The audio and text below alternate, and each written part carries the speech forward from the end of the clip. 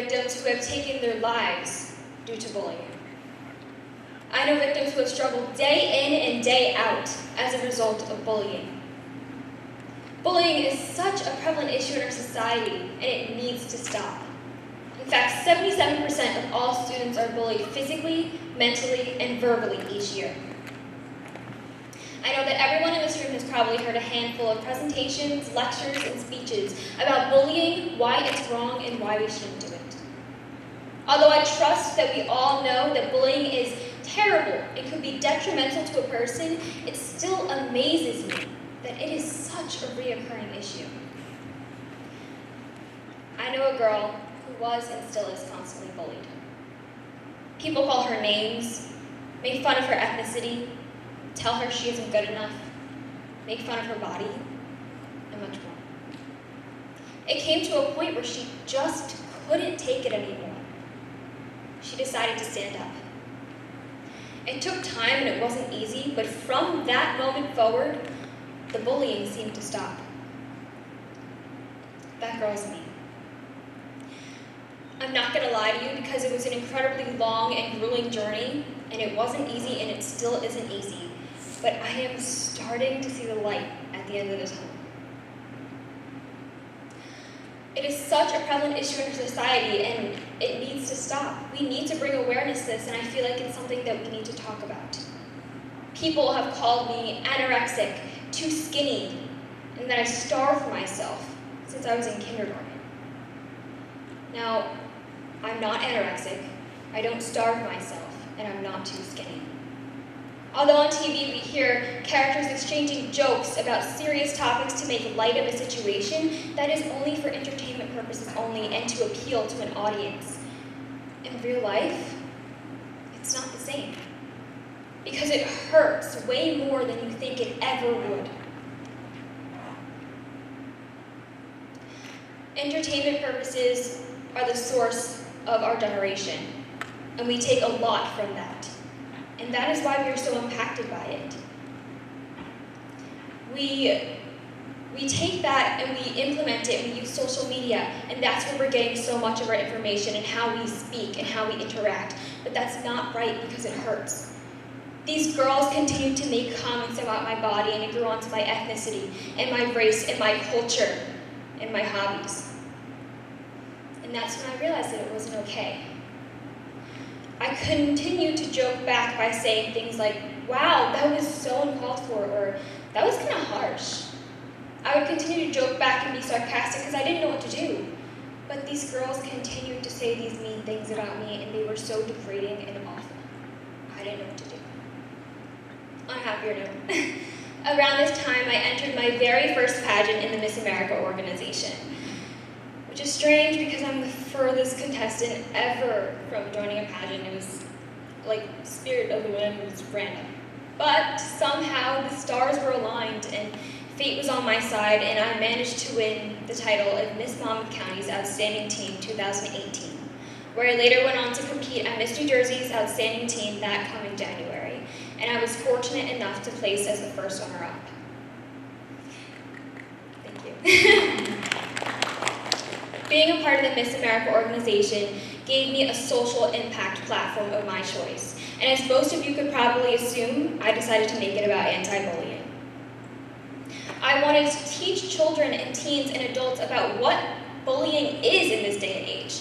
I wanted to empower them, and I wanted to sensitivity train them, where I include a fun approach where I include the performing arts, which is one of my longtime passions, through role-playing out different situations and scenarios. And lastly, I wanted to inspire these people to not only stand up for themselves, but to stand up for others in bullying situations. Not only did I want to discuss anti-bullying because it was a topic very close to my heart, but because I know a lot of other people who have struggled with the same issues that I have.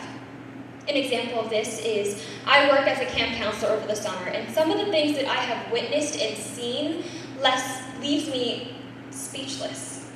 The worst way possible. I remember we were outside at the playground, and there was this little boy around the age of 8, and he was threatening another child of the same age to cut him with a piece of glass because he was quote-unquote too fat. Now, that really shook me to my core, and I felt for that child because I've been through stuff like that, and I felt like I just wanted to hug him and wrap him up and tell him that it was going to be okay. I did everything in my power to get rid of that situation and to make it a non-issue. But the thought of it still haunts me today, and it should haunt all of you. Now, with this pageant, I was super excited because I had a crown and I had a sash, and I was so ready and so inspired to take on the whole entire world and be the change and make a difference. But there was something holding me back. I knew that in order to continue with this platform, I couldn't preach to people that the number one way to stop bullying is by standing up if I haven't given it a try myself. And that's where my whole entire journey began. Because of this, I now know that nobody else's opinions of me matter, and the only ones that do is how I view myself. Confrontations may be scary or intimidating at first. Trust me, I know. Because it took me about a year of contemplating back and forth whether I should even say anything to my bully. This constant cycle left me miserable on some days. But a thought that really, really helped me through the majority of this is that what seemed like the biggest problem in my world was probably the least of someone else's worries. My mom has always taught me to be grateful for everything I've been given, to never take things for granted, and to value my life as it is. And most importantly, to always give back to your community and to others. So instead of wallowing in my sorrows, I would take my time and focus my energy on things positive and help out my community and try to make other people smile because it made me smile. That was a good distraction, temporarily, but I knew that I couldn't continue like this. I didn't know what to do because she was one of my best friends, and I was so concerned about what everyone else would think once I stood up. I was scared what my friends would think. I was afraid. But here's the thing with our society. We care so much about what other people think of us, and it's really sad. I know that I'm guilty of doing this. I'll be the first one to tell you that I am. And I'm sure that every single person in this room can tell me that they are guilty of doing the same exact thing. But I realized that I need to put my happiness first. And in order to ensure that, I had to stand up.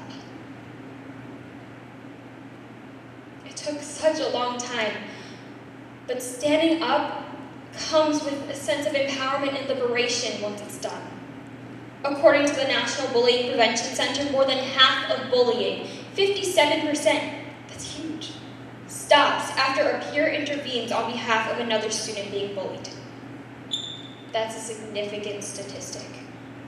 Not only is it important for you to be standing up for yourself, but it is crucial for the peers around you to be supporting your decision in standing up. Standing up is not easy, and when you speak out, you're putting yourself out there and you're vulnerable. And in some cases, the bully may not take to what you're saying, which could cause the situation to escalate, which in my case it did. If the bully wants to spread false rumors and false information around, it's not your problem, it's theirs. So don't pay any mind to it. It's very hard because I know I went through it, but you just have to think of holding your head up high and persisting and keep going because it's possible. I know because I was there and I got through it. On the other hand, a bully might take to what you're saying and realize what he or she has done is wrong and has hurt you in a way. And that's great. Either way, not only are you helping yourself, but you're providing the bully with sufficient information that could possibly help him or her in their future. I can honestly say that you will feel so much better after you realize that you are in control of the situation and that it is up to you to change the way people view you and treat you. Every situation is different, so I strongly encourage you to seek out your peers, mentors, and family for support. So, what should you take away from what I'm saying today? If there's anything you gather from what I'm saying, I would like it to be that I propose to all of you to stand with me and standing up for not only yourself, but for others. Because as of right now, bullying appears to be the norm, as messed up as it sounds. In high school, making fun of people and making jokes about people is a way to be popular. But I think that's not cool, and I think we can change that. Because if we start a positive chain reaction of teens, adults, and children of all ages inspiring each other to stand up for themselves and for others and for what they believe in, I believe that we can make standing up for ourselves and for others in bullying situations our new norm. Thank you.